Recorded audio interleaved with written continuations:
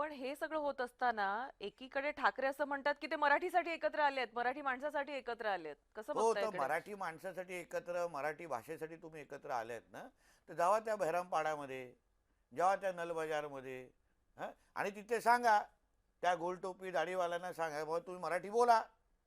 मदरसामध्ये जाऊन सांगा, मराठी बोला.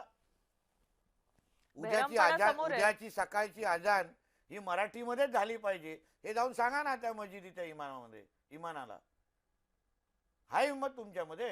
नुसतं हे मराठीचा मुद्दा हिंदू मतांमध्ये फूट पाडण्यासाठी, तुम्हाला गरीब हिंदूला कानफडत मारायची आणि त्याला सांगायचे मराठी बोल.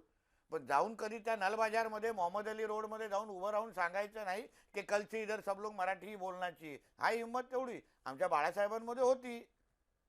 ह्या लोकांना फक्त हिंदूंमध्ये फूट पाडण्यासाठी या जेहादांनी या दोन्ही ठाकरे बंधूंना सुपारी दिलेली आहे, असा माझा थेट मुद्दा, थेट आरोप आहे. बरं मला एक सांगा की इतकी वर्ष ही